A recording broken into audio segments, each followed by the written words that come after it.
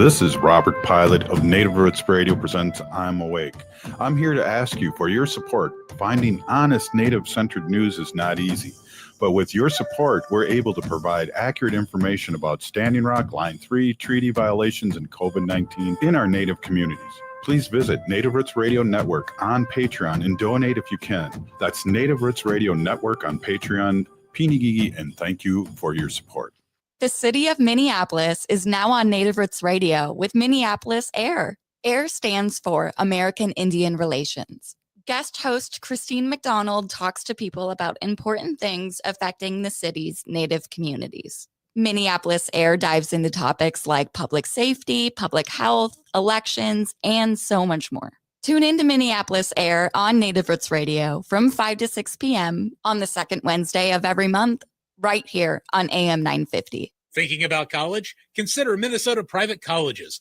These 18 nonprofit institutions keep the focus on students with small classes and professors who will get to know you. You'll find students from all backgrounds, and no two colleges are alike. And when it comes to cost, they're more affordable than you think. Find the college that's right for you at mnprivatecolleges.org/possible. That's mnprivatecolleges.org/possible. Are you a Metro Transit rider? Join the free Riders Club and let your voice be heard. Our motto is Transit Voices United, and when you become a member, you'll participate more closely in decision-making, plus earn the opportunity for exclusive merchandise at Metro Transit events. Help improve your transit system. We value your opinion. Join at metrotransit.org/Riders Club and start being rewarded today. That's the Riders Club at metrotransit.org/Riders Club. Discover Matrilineal Memory by Hopi artist Michaela Schaefer, now in view at All My Relations Arts in Minneapolis. This evocative exhibition features paintings, poetry, and installations that explore memory and cultural preservation. Don't miss Artist Talk with Michaela Schaefer on Saturday, November 15th from 2 to 3:30 p.m. at the gallery. Matrilineal Memory is open through December 13th. Experience art that transforms memory into connections and healing. Details at allmyrelationsarts.org. With a look at your AM 950 weather, I'm Patrick Lilia. Tonight, cloudy skies clear out with a low of 41, then Wednesday, sunshine with a high of 53. The Children's Theater Company presents the U.S. premiere of The Enormous Crocodile based on Roald Dahl's mischievous tale. Only 3 weeks remain. This wild musical adventure runs through November 23rd. Tickets are going fast. Get yours at childrenstheater.org. Portions of Native Roots Radio may be pre-recorded. It's a good day to be indigenous. Get up, stand up. They are going to become more brutal. Because all the hippies were trying to be Indians anyway. They're going to become more repressive because it's a matter of dollars and their illusionary concepts of power. Hey, Victor. We must live in balance with the earth. And also with recent happenings at Wounded Knee. I am awake. Welcome to Native Roots Radio presents I'm Awake, and I'm your host, Wakanja Hade. Hey, Kadagi to all my friends and relatives in 4 directions. You are listening to Native Roots Radio presents I'm Awake, and I'm your host, Robert Pilot. Hey, we discuss local, national, Native news and events, and as you know, Native issues are human issues, and human issues are Native issues. Today we got an awesome show, and we have State Representative Heather Keeler coming on in a few moments here. And then later on, Rhiana Yazzie, Director of New Native Theater. And also we want to talk about November 6th from 6 p.m. to 8 p.m. Again, happy Indigenous Heritage Month here, Native American Heritage Month. We're going to be seeing her play there, and we'll be talking more about that. Again, I remind everyone, too, that you have to register. It would be good if you register. There's limited seating. It's at 6 p.m. The movie is Winter Love, and she's the director, writer, and she was also in it. And then next on November 23rd at 2 p.m., Indian Horse will be shown, and Ajawak, the Star of Indian Horse, will be there. And that's Winona LaDuke's son, by the way. I don't know if you know that. And then Smoke Signals on the 29th at 2 p.m. And really firing that up. Again, sign up, get on their website, Minneapolis Institute of Art, and sign in. Just want to remind everyone too, we have the secret guest is Dr. Evans, who played Thomas. He's going to be there for Q&A and hanging out for some pictures and some talking afterwards, and a little meet and greet before he heads back to Canada. But we're really excited to have him and be able to partner with Minneapolis Institute of Art to do these great things. I want to just quickly, before we get State Representative Heather Keeler on, I want to play a recording that was sent to me from my city council member here in St. Paul in our district, and really proud that this person is my city council person. But again, we want to remind everyone to get the vote out. So let's take a quick listen. Ho! Hi, Robert. Good evening. My name is Sarah Jost, and I am proud to be the city council member that represents Ward 3 in St. Paul, the Highland, McAllister, Groveland, and West 7th neighborhoods. I want to remind everyone that tomorrow is Election Day. There are elections all over the country, and in Minnesota, you can find your polling place and sample ballot at mnvotes.org. So please get out and vote. Our local elections matter. Now, I want to share with you how I'm voting in St. Paul this year. You know, our city government is the first and last line of defense when it comes to taking care of our neighbors. In St. Paul this year, we'll be voting for mayor, a school referendum, and a city ballot question. These choices will shape how we respond to challenges and build a more resilient, thriving city. That's why I'm ranking Melvin Carter first for mayor, voting yes on the school levy and yes on the administrative citations question. Mayor Carter has led our city through COVID-19, the murder of George Floyd, the opioid epidemic, and 2 tumultuous Trump administrations. He's led with empathy, courage, and commitment to our community.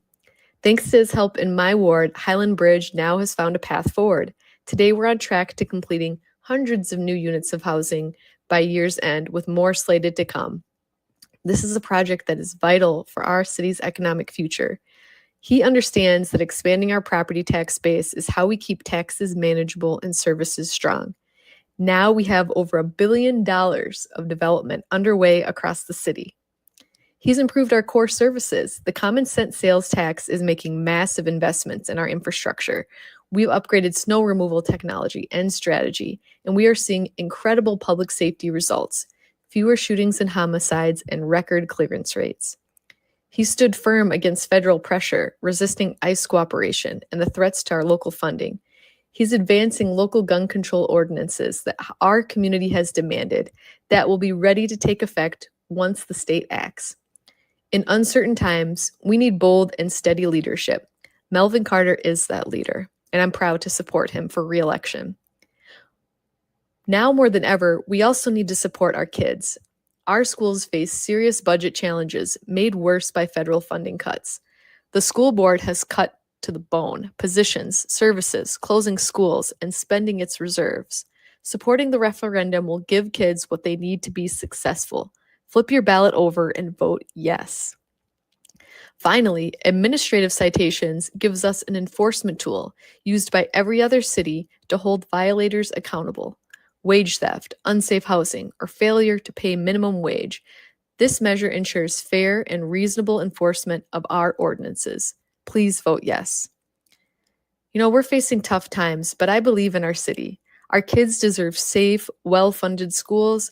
Our neighbors deserve a city that upholds their values, and we deserve leadership that will guide us forward.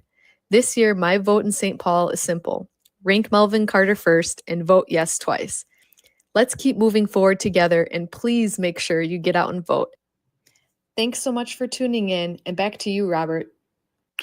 Thank you, Sarah. And again, we played that yesterday. I wanted to play it again today. It was pretty powerful. And today is the election, just to remind everyone, get out and vote and how important it is. I'm going to bring our friend, State Representative Heather Keeler on right now. And Heather, welcome as always to Native Roots Radio. It's always great to have you on. Thanks. I would just echo what everybody's just been saying. Get out and vote. It's not too late. Check on your neighbors, help give rides. It's just your voice is so important in local elections. matter. And I think one information piece that was given to me a couple years ago is, sometimes you think it's too late, it's too dark, or I'm tired, it doesn't really matter. But some of these elections are literally decided by 4, 5, 6, 7 people. That's like you and your neighbors getting in your car and still going to vote. And so every vote matters. Your voice is critical right now. So if you still have time to go, if you haven't yet, I encourage you to do that and call somebody to see if you can take them with. Wow, great words as always. Hey, we got a lot to talk about, and I know we only got a couple minutes in this segment here, but we talked dearly about the SNAP last week. We got you on, and the federal government's playing games again, and I just can't help. I just get really angry when I hear mainstream media act like this is normal, and that's what happened on 60 Minutes. And I'd still say open up the Epstein files. It's sickening, and I'm glad you're here, and we have listeners all across Turtle Island to talk about these things. Yeah, there's like all kinds of different areas that it feels like every day there's a new big thing that's a distraction and like focusing on the thing that's right in front of us. It feels like sometimes I'm dealing with my toddler, like one day you think you're on track and then all of a sudden it's this big issue over here that you have to navigate. And I think that's part of the distraction component that's happening right now. Is that when your mind is just so busy, always trying to keep up with the new stuff, you can't really focus on the big picture. And in my mind, every bit of this is a distraction to divide us. Because what the truth is that we're better when we're together.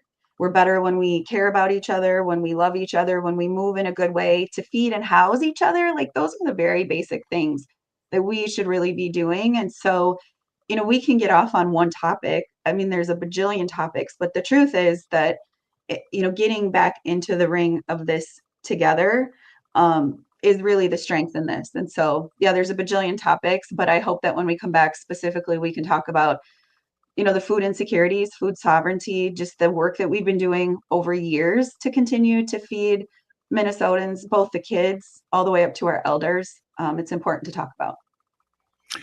Absolutely. Thank you so much. Hey, we are here with State Representative Heather Keeler. Did you catch that pause? Yeah. State Representative Heather Keeler will be right back. This is Native Roots Radio. Discover matrilineal memory by Hopi artist Michaela Schaefer, now in view at All My Relations Arts in Minneapolis. This evocative exhibition features paintings, poetry, and installations that explore memory and cultural preservation. Don't miss the Artist Talk with Michaela Schaefer on Saturday, November 15th from 2 to 3:30 p.m. at the gallery. Matrilineal Memory is open through December 13th. Experience art that transforms memory into connections and healing. Details at allmyrelationsarts.org. Are you a Metro Transit rider? Join the free Riders Club and let your voice be heard. Our motto is Transit Voices United, and when you become a member, you'll participate more closely in decision-making, plus earn the opportunity for exclusive merchandise at Metro Transit events. Help improve your transit system. We value your opinion. Join at metrotransit.org/Riders Club and start being rewarded today. That's the Riders Club at metrotransit.org/Riders Club. The Minneapolis Police Department is hiring, and we're looking for people ready to lead, serve, and reflect the communities we protect. Whether you're a new graduate, changing careers, or already in law enforcement, there's a path for you to join our department. With top-tier pay, full benefits, paid training, and a direct path to making a difference, this is more than a job. This is your chance to shape the future of Minneapolis Police. Choose service. Choose leadership. Choose Minneapolis. Visit our city website to learn more. Across Native communities, Tradition and Connection guide every step. Make voting a tradition, or MVAT honors that spirit, helping generations come together to shape the future of Native communities. By learning from each other and sharing knowledge through trusted relationships, MVAT helps build trust and make sure Native voices are heard. Voting is more than a right. It's a way to protect the needs of your community and build the future you want. Vote together, stand together, learn more at makevotingatradition.org. I'm I'm Lieutenant Governor Peggy Flanagan, and I want to be your next United States Senator, and you are listening to Native Roots Radio.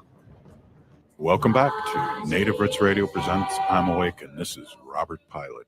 Hey, welcome back, everyone. We are with State Representative Heather Keeler here, and we are just getting started here. Heather, really a lot going on. Election night. It'll be interesting to see what happens nationally. I think good things are going to be happening in the city of New York, and I'm really excited that there may be a referendum of what's happening nationally, and also we had local politics going on too, elections. Yeah, election nights are always really exciting, anxiety driving, right? Like it's a lot. And then the results come in. And I saw a post today from a friend of mine who talked about like, we're seeing a lot of candidates step up, and we have to remember that even after today, we have to quickly reorganize to get, back in the game. We're a year out from another election that really matters. And so, elections are the ongoing ability to participate in democracy, which we all know is on the line right now. And so getting out to vote today, really important. I think it'll be interesting to see what kind of trends we see locally, regionally, and across the nation. I think people realized last year, elections have consequences, whether it's in your favor or not. That's how this works. But the truth is, you can get back in the game and earn some seats back. And that is also important to think about, the future opportunities that we have too. And so I'll take the moment, Robert, to just sort of plug to people that are feeling like, okay, I've been standing on these bridges, I've been doing these rallies, I've been showing up, like what could I do next?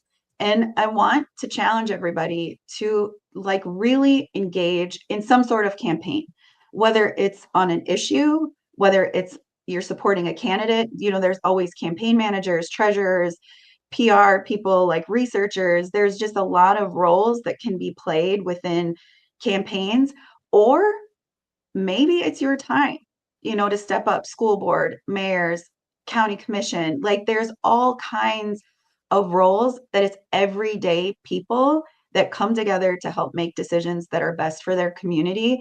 And let me tell you, like you all deserve a seat at those tables. And so just planting this like early seed, you'll hear it from us often, that really consider engaging and considering running for something. It's now is the time to start thinking about it. Get courageous. Like there's a lot of us that share our stories that this was never, we never were politically polished. We were just real life moms doing real life work that ended up stepping up for our community. So I'll end there on that little rant, but I feel like on election night, it's good to get to the polls, but also start thinking about like, how do we organize quickly for the next move? I don't like to always get personal with you, but you have two sons, and one of them got to vote the last cycle, I do believe, your college student son. Yeah. And now you have a younger one seeing, kind of what's going on politically as normal. And it's really sad for somebody his age to see what's been happening these last 8-10 years, especially nationally, and then bleeding into local politics too with the big MAGA movement. And my kids are being raised in my house. They don't really see a lot of that, like they see me and my friends showing up consistently. I feel like no matter who's been in charge of the government, let's just be also very real, whether it's Democrats or Republicans, as Indigenous people, we're always on this area of resistance and resiliency. And so it just looks different right now. It looks very different right now. But we've always been in this space, and so like for my kids personally, and the kids that I like to be around and engage with, I hope that what we're doing and other, people who are in this work are showing what the other side of people in politics can look like. Those of us, my motto has been lead with love since the very minute I decided to even do this, because that's just how I think we have to maneuver. And so, yes, yeah, see, there it is. It's true. I mean, I think that in decision making, if we do that, we just make better decisions. We make better decisions for our community. But you're right, like the bullying, the meanness is very, very alive and well. But we also have responsibilities, to be good examples to the kids that are in our lives and the people who are in our community. And I think that's a big call to action that I'm giving to people in my life and in my area, is that my dad always raised me, we can judge other people, but the only person we can change is ourselves. And I think right now we can be real mad at the consequences we're living in, based on the last election. But we also can engage in the act of love, do food drives, do diaper drives, do meals in your community. I hope maybe in the next segment we can talk about some examples of what you can do in your community and some things that I'm trying to do that maybe other people can consider and think about too. But we got to lead with love and a hard action right now if we're gonna really like save each other and protect each other. Absolutely. And I really like when we do have our time together here on the radio, is that we are talking about a couple things for sure. Each time is a call to action, which you're talking about, and also mental health. And those two things that you bring to the show are very, very, very important. Yeah, I think, mental health is, our well-being. We talk also a lot about sobriety and, how that plays, especially in hard times. Like, I feel like when we're in hard times, for me in my journey, it always feels like that's, been those moments where I feel like I walk closer to the cliff or the side. And so leaning into laughter, I know that that's kind of the other side of the medicine, that, in times when we could cry, sometimes we just laugh. And so I've been seeing a lot of comedy things popping up. I know you had Johnny R on the radio, promoting the event that they did in the cities. But I think in the hard, for our mental health, it is important to do the things that are good for us as a person, but it's also good to engage in each other in community and laugh and create those opportunities to connect throughout the region, not just in the metro. There's a lot of rural communities that are feeling very isolated, that can't always get to the big cities around them. And so also bringing some of those, events out to the small communities too is really, really important right now as we heal as neighbors all across the region. Yeah, wow, really good point. And we talk about laughter being medicine, but also you've talked a few times about how our tears are medicine too. Mm. Yeah, that's something that Representative Kozlowski reminds me about a lot in the work. Also, I will never apologize for being an empath in this work. It's something that we get criticized a lot for, like people taken back that we get emotional about things in the work. But the truth is, I sort of feel like I never want to apologize for that. I think people who do this work on behalf of the people should be emotional right now. If you're not Mhm. emotional, you're not paying attention. And so there's times, right, that as you start to cry, you feel this urge to like wipe your tears away and kind of clean yourself up. And the truth is, like, that's our medicine, and our body needs to do that. And that's just a part of this cycle of healing, this cycle of life, the cycle of reality and our empathy and our feelings. And that's good. Like, we don't need to mask that. I think society has taught us for so long that we can't sit in the sad, or we have to quickly get out of that. And that's just, we have to give each other permission that crying and letting tears fall is a really beautiful part of the natural medicine that we have, and creating safe enough spaces with each other that can happen is also really beautiful. And so I have had this different approach when it comes to tears and what that means, and what that means from our body, and how that is actually really healing and a powerful medicine. So shout out to Rep Kozlowski on reminding us in those moments that that's so important. Yeah, and I need the reminder too, because as a 64-year-old man, that isn't what I was taught.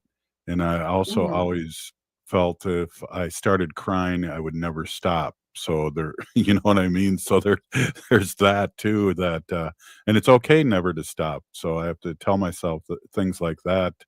Um, and it's a hard thing to do and to change, but it's definitely well worth it when I do peek into that and get there at times. Mhm. Well, and that's PTSD, CPTSD, like we're carrying a lot of that from generations. It's not even our own experience. And the other thing is, you're not alone. I think often this is that part about it, right? Like when we isolate people to think that their situation and their life is it, like that other people aren't experiencing that feeling, like you're not alone. We were all taught to just pull it together, like don't show your weakness, don't show your emotions, right? Like then that's how they know how to impact you. And that's again that resiliency mind frame that generations before us, I believe, just had to lean into to survive, to get our generations and the next generations here. So, the lateral love thing is something I've been leaning into a lot too, and talking about that we have a lot of lateral violence, just amongst Native people. And if we could just lean in with some lateral love to heal each other and see the good in each other, like intentionally, and calling each other out for the good that we're doing in our communities. I just think little things like that, start this little movement of love, and that just changes the way that we communicate and live in this world. And so want to just call out the first, act of love for all of you is find people in your life and go give them some compliments. Tell people you saw them work hard. Tell them that their ideas are great. Tell them their sweater is a wonderful color on them. Just give some love in the world. I love that, and you brought that up last time we were together, and I think that needs to be brought up every time. I really appreciate that. Hey, we are here with State Representative Heather Keeler from the great state of Minnesota, and we got another segment. And then next up, we're going to have Rhiana Yazzie talking about her movie and things that she does. So it's a jam-packed show. Hey, this is Native Roots Radio, and we'll be right back after this short break. Stay with us. The Minneapolis Police Department is hiring, and we're looking for people ready to lead, serve, and reflect the communities we protect. Whether you're a new graduate, changing careers, or already in law enforcement, there's a path for you to join our department. With top-tier pay, full benefits, paid training, and a direct path to making a difference, this is more than a job. This is your chance to shape the future of Minneapolis police. Choose service. Choose leadership. Choose Minneapolis. Visit our city website to learn more. Across Native communities, tradition and connection guide every step. Make voting a tradition, or MVAT celebrates that spirit, helping generations come together to shape the future of Native communities. MVAT has empowered Native American communities by bringing friends and families together to talk about important issues and sharing helpful information about how and where to vote. By learning from each other and leaning on trusted relationships, MVAT helps Native communities feel confident in voting and making their choices heard. Voting is more than a right. It's a way to protect the needs of your community and have a say in the future. MVAT has been helping Native communities across the state for 9 years, creating stronger, more engaged communities every election. Vote together, stand together. Explore a fact sheet that explains some of the elected offices on the ballot and why they matter to you, your family, and your community at makevotingatradition.org. That's makevotingatradition.org. November is Native American Heritage Month, a time to honor Indigenous history, art, and identity. At the Minneapolis Institute of Art, celebrate the contributions of Indigenous peoples across the Americas with programs and exhibitions that center around cultural resilience and deepen understanding through creative expression. MIA's month-long celebration includes free activities for the family, art making for adults, and a special showing of Smoke Signals, a story of friendship and healing. Celebrate, learn, and connect at the Minneapolis Institute of Art. Find full details and ways to participate at artsmia.org. Greg Bakken here. Like you, I love good, fresh, delicious food. So I want to tell you about this treasure in Roseville called Maverick's Real Roast Beef. Maverick's has the best roast beef sandwiches I've ever had. Made fresh, every order. Add fries or onion rings dropped in the fryer when ordered, and you have a winning combination. Maverick's Real Roast Beef has a lot more than roast beef, so check out their website, mavericksbeef.com, or check out their restaurant on Lexington in Roseville. Hey, it's Patrick for Zero Res. November is here, so you're probably thinking two things right now. First is, man, where did this year go? And second is, oh no, I'm hosting Thanksgiving and my house is not ready at all. So you need to call my cleaning heroes at Zero Res to get things in order before your friends and family come over to celebrate. Every surface in your home can be Zero Resified, from hardwood, carpet, tile, rugs, upholstery, and more, so you don't have to worry about your friends and family plopping down down on a nasty couch. Zero Res has a 4.9 rating on Google with over 21,000 reviews, so go ahead and get clean. And don't miss this month's deal. Get 3 rooms of carpet starting at just $139 and $50 off an air duct cleaning. You just need to call 952-0RES or go to zeroresminnesota.com and say you want the AM 950 special. Backward or forward spells the same. Zero Res. With a look at your AM 950 weather, I'm Patrick Lilia. Tonight, cloudy skies clear out with a low of 41, then Wednesday, sunshine with a high of 53. Cafe Latte is unlike any restaurant you've ever experienced. Grab a tray and pick from their award-winning selections of soups, salads, sandwiches, and mouth-watering desserts. Cafe Latte, Victoria Street and Grand Avenue in St. Paul, or cafelatte.com.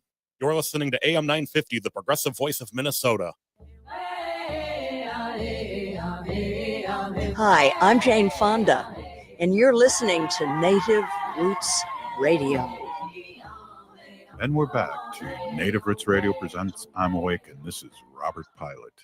Hey, welcome back, everyone. We are with State Representative Heather Keeler from the great state of Minnesota, and we're talking. We're catching up as we always do, and talking about a lot of good things. Heather, you mentioned you wanted to bring something up in this segment. Let's go for it, and let's talk it out. Yeah, I think it's the call to action, right? Like, I feel like we've been telling everybody to vote. I'll say it one more time, just in case everybody hasn't tuned in yet. Do that. That's important. Also engage, right? We talked about that, running for something, helping a campaign. But the other part is just the community engagement, community involvement. And this is when I kind of take my political hat off and just public servant side of who we are is to take care of each other. I've been working in food sovereignty for long before I was ever elected. I worked bipartisanly to get emergency funding out the door in the middle of session a couple years ago, because after the pandemic, we saw a major spike in users to food shelves. Food shelves are different than food banks. You know, I know a lot of people want to be mindful of where they donate and they put their money. I just want to remind people that food shelves are what are in every county. Every single county in Minnesota has a food shelf, and they're required by law, if somebody comes through the door, that they have to provide 2 days worth or 6 pounds of food for free to that person. And so when times get hard and the rate of users go up, we were able to put money into that program, you know, through the governor's maneuver. But the truth is that it's time for you all to step up. And we have to do more than what we've ever done before. It's more than just going to get some peanut butters, you know, and toss it in a donation bucket. You need to get serious about asking your food shelves what they need, because what we're hearing is that some of them need freezers. Some of them need more volunteers so that they can stay open longer. The other thing is, look outside your own backyard. You know, for me out here in Moorhead, I've been traveling around to a lot of the very small rural food shelves and food pantries that are around, and they don't have the same donation communities that we do. And so, you know, we're starting some collections here in Moorhead to take out to the greater Minnesota rural communities, particularly diapers, hygiene things that, you know, don't fall under, you know, some of these areas of supports anyways, but those are the things that communities just need. And so get creative. You know, here in Moorhead, we're partnering with local businesses that are giving out a free coffee if you make your donation with them. Concordia College is going to do a concert that, you know, you get in by making a donation of food. We're doing diaper dances that you get into a dance because you donate a box of diapers. And look just a little bit outside of your own backyard to see where you can help. But also, it's more than just food. You know, I think instantly about the education system. I'm so proud of the work we were able to do in Minnesota to feed our kids in schools, both breakfast and lunch. Right now, that is critical. Especially, we know that 50% of the SNAP benefits are required to go out. It just doesn't know when. It could be months until they start to hit cards. And so the fact that we're going to feed kids in school is really important, but we're almost coming up into the holiday season. And so checking in and building relationships with kids is really important to me. I've been hearing for a very long time that our teachers have a hard time right now. You know, our teachers are just overloaded. This has been a hard system forever, but particularly after the pandemic. I know there's a lot of ballot questions right now around education. And so, I was a substitute coordinator for a little bit in the Moorhead School District. And so my other plug is, lean into your school district. They need substitutes, whether it's, in the lunchroom, whether it's, doing bus duty, but all the way up to paras and teachers, that these individuals are working very, very hard to help the next education or the next generation be educated. And so I'm in the process of doing like all my background check and really getting into the school district to be a substitute teacher. And I'm actually like really, really excited about that. So wanted to do a call to action, but also just sharing some real examples that it's more than just the political side of showing up, but some other ways that we can show up in our community as well. Well, at what grade are you looking to substitute? When I was a liaison, I said all the time, my two favorite groups were 8th grade boys and senior girls, because in society, they sort of get deemed like the more difficult or challenging kids. And like the anti side of me just loves to lean on them and see like where they're at and help them grow and maybe see just potential in themselves that other people haven't. And so would really like to lean into that space, because it's also an area that a lot of substitutes don't typically want to pick up jobs for. And Mhm. so give me those kids that I can build good relationships with. Yeah, and don't forget 6, 7 with the young ones, right? Oh my You know? gosh, don't. I can't with you. This is no thanks. I know. It's like, our godchildren were 6, 7, us, and they're 11 and 8 or 11 and 7, and it's just like, "Oh my gosh, I gotta Google this," and then, "Oh, Yeah. what the heck?" Do you think if we start saying it, like if the adults in the room take it Yeah. over, then all of a sudden the kids don't think it's cool anymore? Like, is that the move here? I think it is. I saw a lot of teachers, former teacher friends of mine, kinda making fun of it, where they were wearing a 7 and then somebody else was wearing the 6 in the high Mhm. school. So I think you hit that on the nose, because when I do it to them, and you know me, I'm a clown, I do it to them, they just roll their eyes, and I have to beg for them to do 6, 7 with me, and, they don't like it. Yeah. I think it's funny because, DJ plays college football. And so there is Mhm. a player with that number on his jersey, and it never fails that. So, all the kids like wait outside the locker room for the players after the game, and they're always doing high fives. And it never fails that there's always kids that feel like that's the joke of the day. And it makes me wonder if like this player who's been in love with this number for so long is now like sort of regretting that that's his football number, or if they lean into it and it's fun, but it is everywhere. Right. If you even get close to it, if you say 5, and then they'll jump in and say 6, 7, and oh my goodness. I can't even think of, what we did when I was in school that was anything, that we had our own, but I think it was the music and everything. And when I was young, everyone seemed so old that was my age, and 40s, 50s seemed really old, and we had that old, "Don't trust anyone over 30" kinda attitude, and here I am, 64 now. It is funny. I do remember in high school thinking like 30 was just so old. And now, I mean, I'm far past 30, right? And so I definitely don't, and I don't feel old. Like the version that I thought we would feel like is definitely not how I'm feeling. I mean, I guess it depends, right? After sometimes I feel old, but Well, we're in better shape, I think, and we don't, eat as much red meat, and people quit smoking. Everybody smoked. I smoked on an airplane, Heather. I smoked yeah. in the hospital. I mean, we smoked everywhere. It was cool. When I grew up though, I remember going to like cafes and they would have a row of fake plants, and it'd be like Yeah. this side is the smoking section, this side is not. And it's like, what's so magical about these plastic plants that are in the middle of it? Like your smoke is still coming over to our side. But I remember that I thought that was like the divide. And yeah, like you Yeah. just sat in cars. So the not only the smoking, but the secondhand smoke, is a whole different Oh, generation of dealers too. I know. I miss smoking on the planes because that's a little stressful, but, little ashtrays in the front, I can't even imagine now, you know? It's like recycled air, and yeah, people looked older because they smoked and drank like it was, Don Draper on, you know, it's just like having some whiskey and, take a nap. Yeah, I mean, it is feeling a little bit more trendy to be healthy. You know what I mean? That's like taking care of ourselves. What a wild idea, but like that's Yeah. cool, and being mindful in what we put in our body matters, and this movement and activity, like it does feel like it feels cool to be healthy. Yeah. Hey, well, I'm hoping that you can be around. I don't know. Did you see my text about smoke signals and Dr. Evans coming? I'm just like, I have met almost everyone in that Yeah, I movie. got the text, Yeah. but also don't, if you're gonna put it on the air like that, make sure the text said that if I'm gonna join, I gotta pay for my own ticket, right? My own meal. But Nope. I'm down because Awamni is one of my favorite places, and I can hardly ever get in. And so I might make my schedule move around so I can join you on that one. That would be great, and then, also, it'd be fun to witness, the movie too. Come on down and watch the movie at 2 and, do the Q&A and get selfies, Yeah. and then we're gonna sneak off to Omni. You weren't supposed to bring that up on the air, but, Oh, sorry.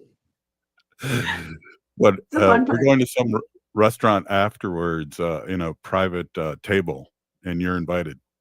Heather, Nice. not the listening audience here. Got it. But, yeah. Well, it would be fun. It'd be fun to hang out and do that, and again, I've never met him, and, one of the things I do wanna bring up about him specifically is that he is a doctor, and he's doing some crazy great things up in Canada, and I hope we can talk about that too, because I'm gonna have him on the show before he comes into town, 'cause, we just had a really great show yesterday with a lot of native caregivers, pharmacists and doctors and people yesterday, and how we're trying to band together in a good way and get groups together so we can all talk and compare notes and help the community in a good way. Hmm. And that piques my interest. I would love to hear more about it and definitely engage. I love, healthcare is something, and just Indigenous focused healthcare is something that I worked on again for a very long time. So would love to lean into that. Yeah, well, and Heather, well, listen to yesterday's show. Heather was on, and she's a pharmacist, and it's funny. She worked not with, but with Wendy when Wendy was at the U of M. So she's a Fairview pharmacist that's in the community and trying to do things in a good way, and it's awesome. So, yeah. Anything else? We got like a minute left, Heather. No, engage, do something. Be mad. That's the right thing to do, but be mad and then do something about it, and do something nice for somebody in your community. Yeah, absolutely. And so we have a minute, so you only took 5 seconds off the minute there with that. Oh man, I don't know. I feel like 3 segments is a lot. We don't typically do 3 segments, right? Maybe I should pay for your dinner.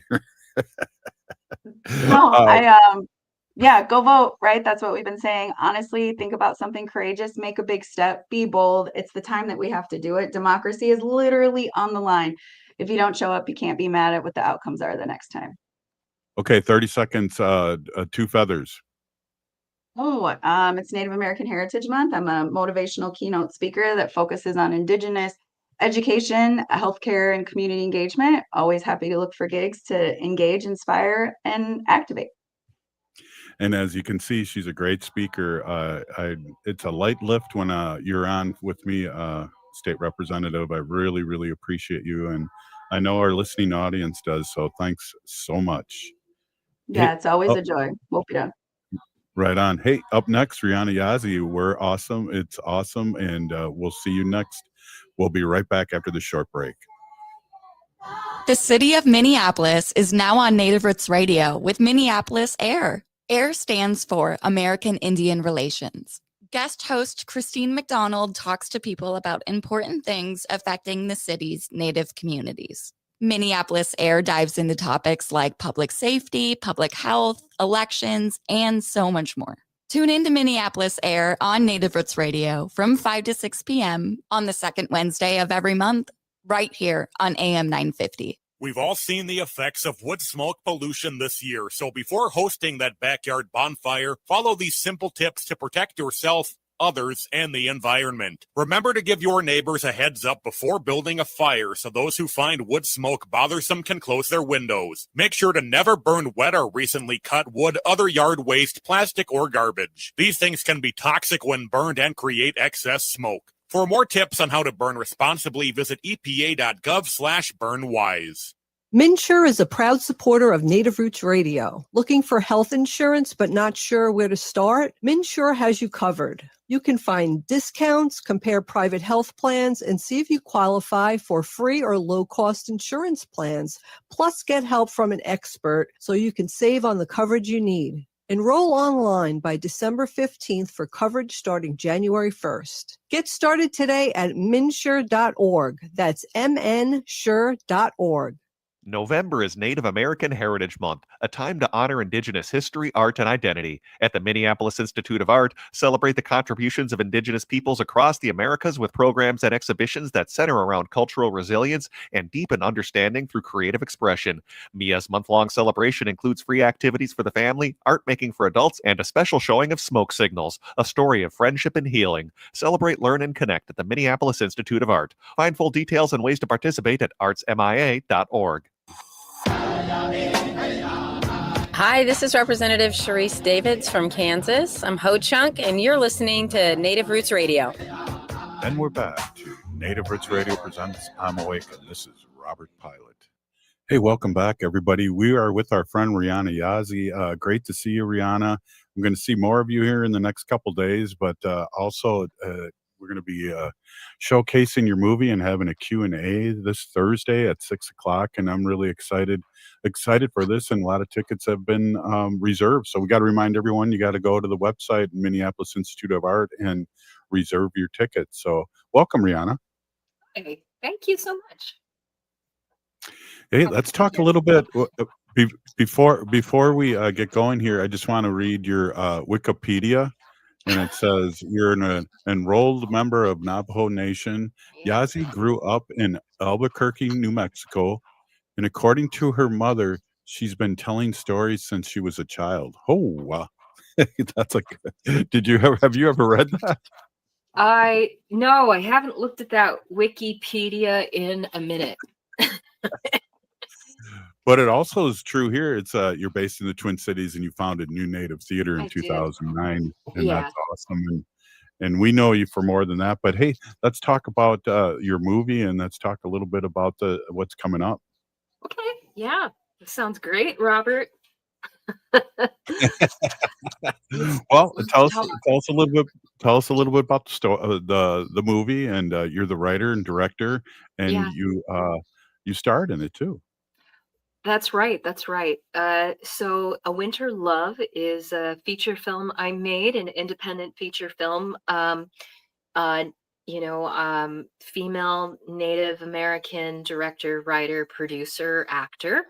And that'll be showing at Minneapolis Institute of Arts Thursday at 6:30. And it's been on the festival circuit for a couple of years. It did win Best Narrative Feature at the Minnesota Film Festival 2 years ago. So yeah, I think people have a good time. But yeah, it's a story. It's set in Minneapolis, and there's a lot of the Indian community that you'll see in the film. Like, for instance, it was filmed at Division of Indian Work, and some of it. So you'll see like different corners of Minneapolis. It's kind of my ode to my love for Minnesota. And yeah, but it's a story about a 35-year-old Navajo woman who falls in love with a 25-year-old Lakota guy, and then the hijinks that happen with this like May-December love story. Yeah. That's Sort of a awesome. comedy, a little poignancy. Yeah, it's everything you need in a Native film. Well, you have a little comedy always going in what you work on, and I know. Did you happen to do any more Dark Winds scripts coming up on their season? Oh gosh, man, I feel like Dark Winds is a million years ago. I don't know Yeah, why. but A Winter Love, that's my first feature. The really Yeah. wonderful thing about it is you also got to also directed the film. And, I think for any Native folks out there who are thinking about making movies, making film, I really hope that you come see the movie. Because I think it's also just really, inspiring because I made the film with my own money. Mm. I was learning everything in the moment. Producing, how do you put that together? How do you lead a crew? So, and the editing process, understanding the photography and like, oh, what lenses do you use? I mean, Mm. it was just a fantastic experience in that way. And then also just because I'm a playwright, Right. it was my first time writing a feature film script. So it was also sort of like, oh, okay. So Mhm. plays are really about dialogue, whereas films are really about the imagery and and it was so wonderful that I got to really understand that, and I just fell in love with the medium of film.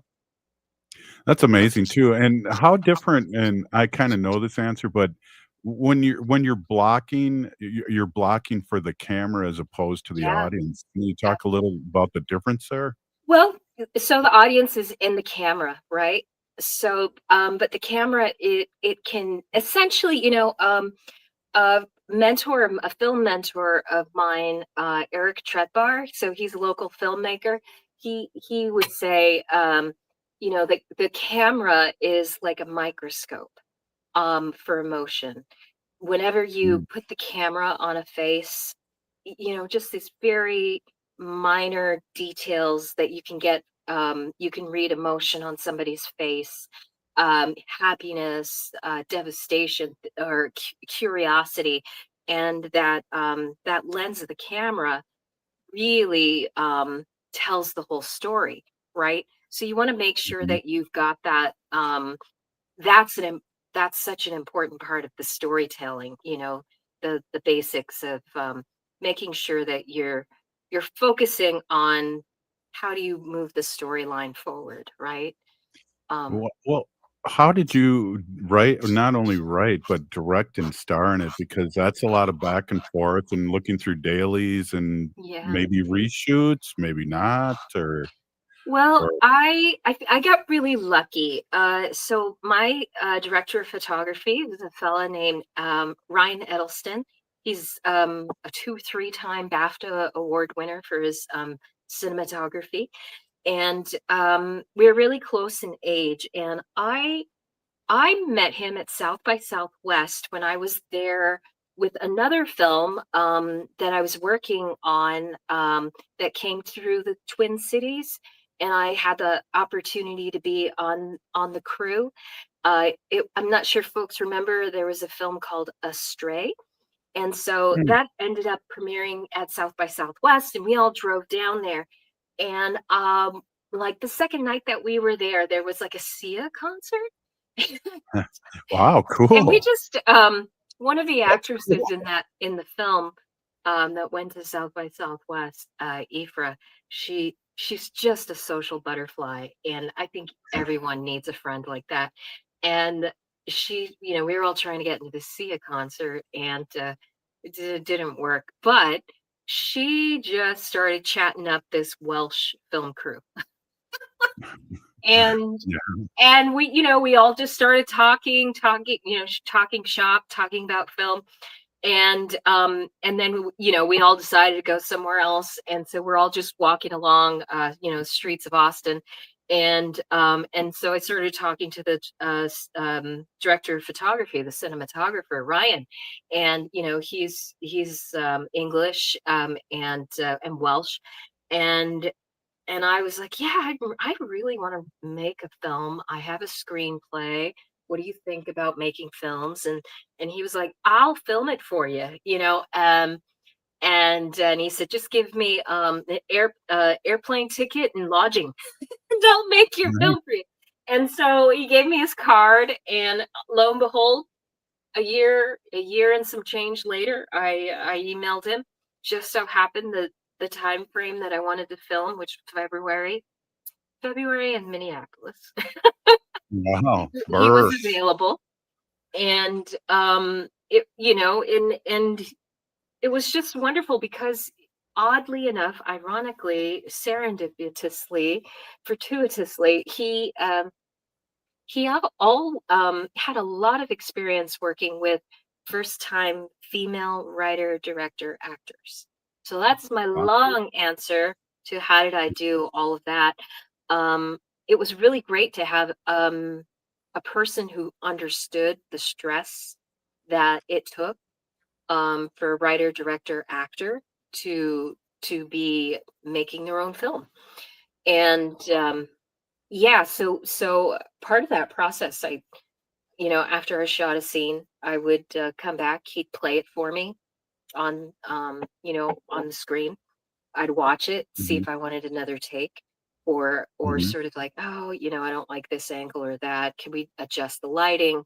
And that's pretty much the process that I went through. Certainly did take longer, which didn't make my first AD happy, but but I think you're going to be a first AD. You're for a first time or a writer, director, actor. You got to build that time in. But yeah, it was really well. This is going to be process. fun. We don't want to give any more away, but Rhiana Yazzie's Winter Love, November 6th, be there, be square. At 6:30 is the showing, and then we're going to have a Q&A, and we're going to be able to grill you at the end on how you planned one shot or another. But thank you so much, Rhiana, for being on. Yeah, thanks, Robert. I really appreciate you having me on.